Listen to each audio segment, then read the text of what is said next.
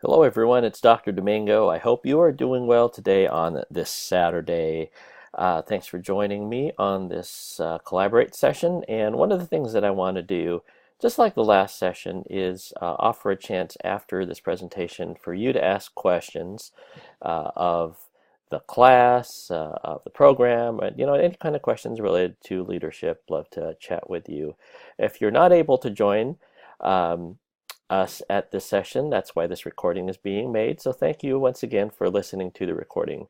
You may stop the recording at any time. And again, if you have any questions at any time, please don't hesitate to contact me. I've been enjoying the conversation thus far in Module 7. And so with that, let me begin.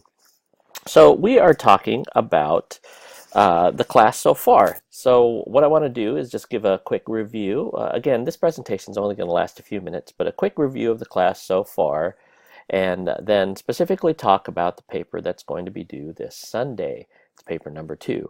And finally, just some housekeeping things, the future, the next couple weeks after this. We're in week 7 now in module 7, so 3 more modules to go, and then we're done with the class. Just seems like we started, but it's been a great class. So with that, I want to give you some encouragement since we've been talking about that recently. All of you have been doing great in this class, and so want you to continue to stay the course, so to speak. Stay strong and finish strong. Your papers were graded. You saw the comments from the last one, and I know you'll all do well on this upcoming paper. So this is a quick review in one slide just of what we've been talking about so far. And developing leaders of the future, we took a transformational leadership perspective on this course, and by no means is this the only perspective that one can talk about with leadership development, because there's so many other aspects to it. But I like transformation leadership for a variety of reasons. And as you see different leadership theories out there and organizations, transformational seems to be the one that it resonates at least right now. And so just a quick summary of this. Kouzes and Posner's The Leadership Challenge, of course, has been our main text for at least the first half of the course. And the 5 pillars of exemplary leadership were covered. And so this slide is a summary slide: model the way, inspire a shared vision, challenge the process, enable others, and encourage the heart. Enable others to act and encourage the heart. And under each one, there are some summary statements here that you see. And I think with transformational leadership, one of the things to remember is that no one of these works by itself, although it's a grid principle by itself. The beauty of it is that this framework of the 5 exemplary practices, if you have all 5 in action in an organization, that's a dynamic organization, and it's great to be a part of those types of places, whether it's a school, whether it's a business, a university, government agency, even whatnot. I think transformational leadership gives a great perspective and framework, and the Leadership Challenge has done that. All right, so please review this. It's a great resource. The book is a great resource. There are some assessments in that are taken from the Leadership Challenge. One is called the Leadership Practices Inventory. So, as you continue to be leaders in your organizations, I think you'll see transformational leadership pop up now and then. All right, that's the quick review of our class so far, because the main thing I want to cover on this video is the paper. Your paper, of course, is due this Sunday on or before 11:59. And yes, if it goes after that, I'm not going to give you late points. Obviously, if it's like a week late, I will deduct some late points. But, if it's like 1 minute late, okay, I understand. I'm not going to worry about that much. Now, the main point about this is that this is a synthesis paper. You see the description. You can download the rubric from Blackboard. But the key to this paper is that it is a synthesis paper in which you will incorporate at least one leadership theory. I'll break that down and what that means specifically.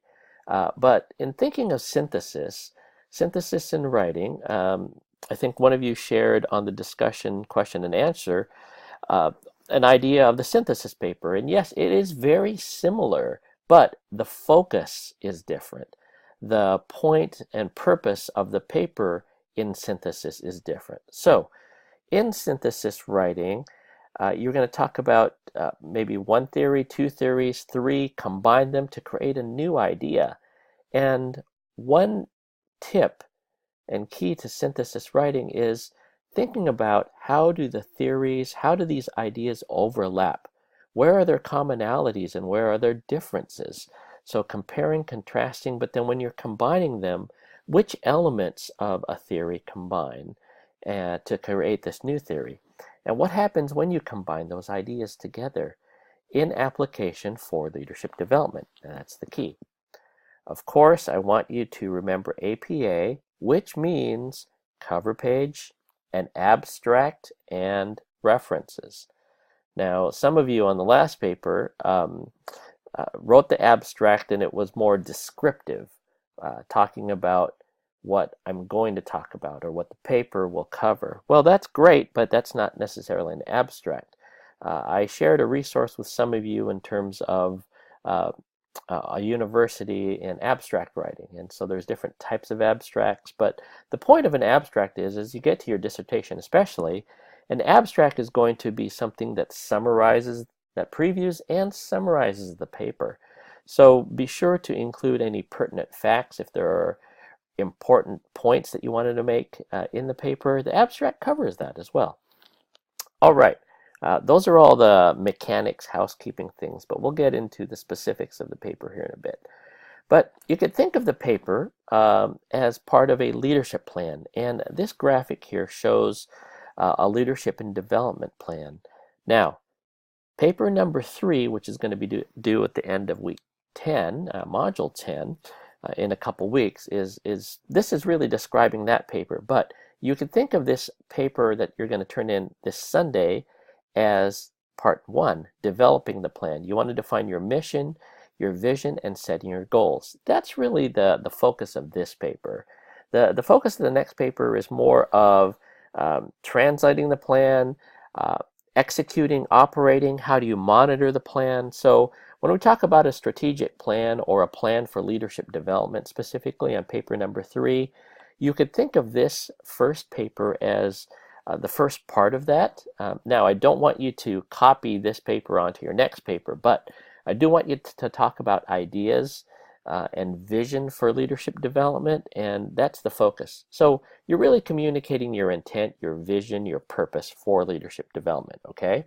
Now, the paper specifically, there's 5 key components per the rubric. If you just take your rubric headings and use those, you'll be fine.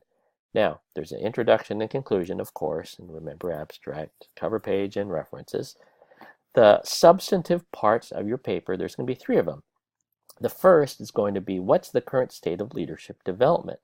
So again, if you look at the rubric, this is straight from the rubric, but I want to give you tips for that. You want to describe the organization, of course, in the introduction, but then the current state of leadership development, what do you want to highlight? What are the key initiatives? What are the key, what's the current state of where things lie in terms of leadership development? Perhaps it's a school that there is training that happens once a week, professional development that occurs once a week. Maybe it's an organization. Maybe it's the military. I don't know. Whatever it is, you want to describe that and give examples of what's happening right now. Describe it using terms from the literature and describe it, for example, the stakeholders at my school are the parents, are the teachers, the first grade teachers, the principal. The stakeholders at the organization are vendors, for example. Whatever it is, just describe it. Describe what's going on now. Be detailed. Now, the next step is what are the key initiatives and strategies? This is the second heading. How do those initiatives align with your organizational goals? So if you describe your goals, again, for example, here at the school, the goal is to ensure that every teacher gets an hour of training on curriculum design, for example. And in doing so, this will help make them better instructors. Now, you want to provide examples and provide evidence for what is happening and what those initiatives are. how do those initiatives, let's say the district, for example, wants to give an overall training for principals, and they want them to be better budget managers. And there's an initiative at the district to save money.